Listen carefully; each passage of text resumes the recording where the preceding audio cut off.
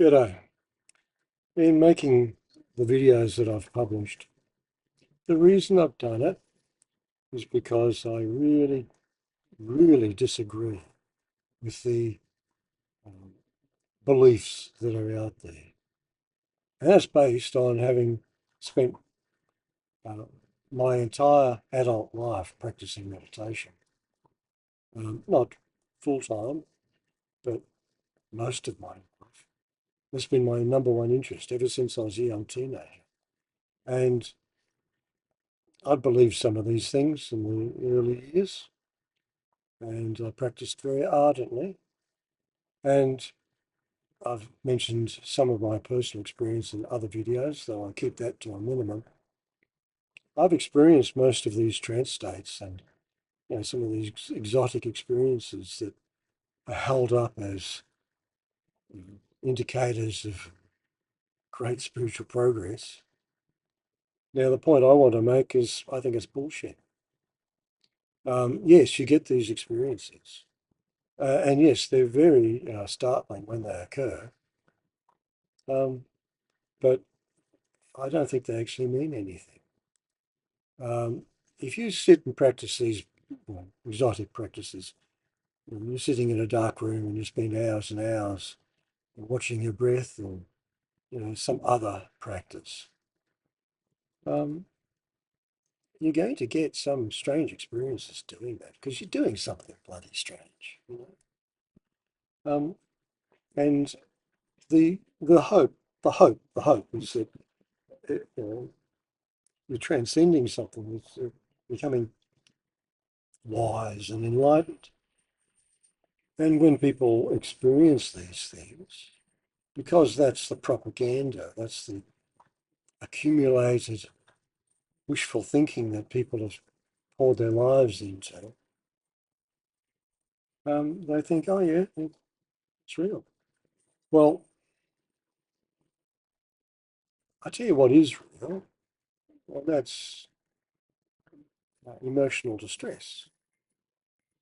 Um, that's real. And that's what screws people up in their life when they're emotionally betrayed or emotionally damaged early in life, and it sets them on a course of life where because they're diverted away from uh, their centre themselves, they make bad decisions which lead to further bad decisions, and by the time they've hit middle age, they've got a train wreck of a life behind them with all kinds of uh, unpleasant experiences. Now, if there's something to avoid, that's the thing to avoid. And uh, just about every culture inflicts damage upon its young. That's that's human beings for it. Uh, you're very lucky if you go through your first 20 years without having been, fucked up the arse or brutalised or robbed or stolen from or been in a fucking war. I mean, that's the reality of this planet. Um, Topically, at the moment, we've got a UFO flap happening around the world. But what if there were UFOs and they've been studying us? What do you think they'd make of us? They'd think we're a bunch of bloody idiots, constantly fighting each other and really a bit disturbed. That's how they would think of us, and rightly so. Now, all these meditation practices, where people essentially want to either escape the world, well, that's probably a wise ambition, or you know, hope to have some kind of special powers that can give them a golden ticket through life. This is all wishful thinking. You um, there is, I think, value to meditation, but it's got nothing to do with all these bloody philosophies and religions. They're bullshit. Um, Jesus didn't walk on water. Muhammad didn't go to heaven, and the Buddha wasn't enlightened. There's no such thing. I think the Buddha had some very wise things to say, and I think he's been very badly misunderstood through time. The Buddha, seems like a decent enough character. Same with Jesus. Don't know about Muhammad. I'm going to hold fire on Muhammad and hold fire on Moses and all that. But from my perception of the Buddha, he was generally concerned about the welfare of others. He was deeply concerned about distress in life, suffering, and he spent his life, basically, 45 years of his life, devoted to the needs of others. Sounds like a decent bloke, but I think that he would not recognise Buddhism as what it's become. Um, he was talking about distress, and it's pretty clear on a reasonable reading of the suttas and the Pali Canon, to the extent that any human being can study it. He was talking about the psychological stress that we have with our self-image, who we think we are. When we get that wrong, we make bad decisions. Now, as a thinking human in this time frame, I think that emotional distress is one of the clearest problems that we have to face today. Um, so many people that I know have been seriously affected in their early life negatively, and they've carried it through their entire life. And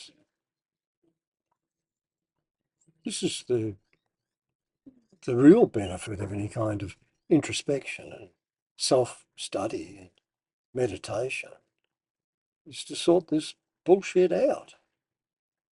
And the message I've been trying to get across in all these videos is that I think there's actually a very straight line approach you can take just to unwind all these personal difficulties. And that is that uh, whatever distresses you or has derailed you psychologically, it leads to symptoms. And those symptoms are internal stress, whether it's obvious physical stress or less obvious internal pressures and anxieties. And the way to unlock these things is to notice that stress and learn to relax it. Now, from my personal experience, I don't like to talk about my own personal experience much. But, I did years and years of meditation practice, and yeah, I got stuff from it. But it wasn't until I chucked all that in the bin and went off on my own to sort of look at, well, okay, what is it that I'm actually doing? And stripping away all the religious nonsense that comes with this stuff, that I discovered, well, the times that I've actually had really useful insights has been when I've been really relaxed. Now, some of these meditation practices, they lead to moments of deep relaxation. And yeah, that's when you get these insights. Unfortunately, though, it happens in the context that, you've got some monk up the front that's feeding you a whole lot of philosophy that he's just parroted from, because it's traditional and he's representing a traditional structure. And that just confuses things. Uh, the story I'm telling is that if you just learn to relax, just sit quietly, close your eyes, and keep mentally alert and just find the tension relaxing. But what you're going to find is a lot of these tensions, the reason for those tensions, are going to become consciously aware to you. And that's the point. That's the point. Seeing, well, okay, I'm tense. Well, this is why I'm tense. And relaxing brings to the surface the subconscious activity, the subconscious usually it's hidden from you. Uh, where you've been diverted from the contentment that you're probably just born with, but you no longer have. Now, that to me is self-awareness. And is there such a thing as enlightenment, like a perfect state? No, I don't think so. I think there's just an ongoing process of ever deepening self-knowledge, self-understanding. And the the way to get that is just to relax. Now, I'm saying that not because, you know, I think it's a good idea. I'm saying that based on my experience. Um, that's how I practice. And, I'm coming up for 70. And as a 70-year-old, I'm waking up to things that troubled me all my life. That now, only now, I'm saying, oh, fuck, that's why. That's why. Now, it's a bit late. It would have been nice if it happened 40, 50 years ago. Um, I would have made much better decisions in my life. But better late than never. And it's a deepening process. I think that the best, the very best that you can hope for with meditation is that you gradually achieve a relaxed, abiding, relaxed state, physically and mentally. And you're mentally alert. You're kind of with it. Yeah. You're not, you're not, you're not vague. And that's that's a healthy outcome.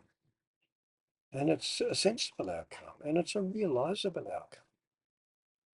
Now, there are all kinds of, you know, ideas about what the deeper reality is. And I suspect there is a deeper reality which is beyond our five senses, which occasionally we have some contact with. And yeah, that's fascinating. I've got a lot of experiences that I don't actually know what they mean. Uh, they're intriguing, and I don't talk about them because I don't actually know what they mean. If I could definitively say, oh well, there's definitely this and there's definitely that, I'd say so. I restrict myself to what I'm confident about. And I'll tell you what I'm confident about. I'm confident that all these bloody religions are a waste of time. They're actually psychologically damaging. They're not helpful. Um, there's a lot of physiological experiences that come which produce mental images that sometimes are very impressive. And, you know, maybe they mean something, maybe they don't. But the real game, the real value is a deepening self-understanding and a relaxed awareness. I think that's what meditation is actually all about, if as a sensible project. So fantasies and wishful thinking, it doesn't cut it. It's bullshit. And unfortunately, I can see that most people, they're attracted to the carrot on a stick. They're attracted to things which are going to magnify their ego, or they're attracted to an easy life, maybe, where they don't have to think for themselves too much. So anyway, I I promised I wasn't going to make any more videos, you know, and I've said pretty much all I can say. Just adding another one to the list. I'll see you later. Bye.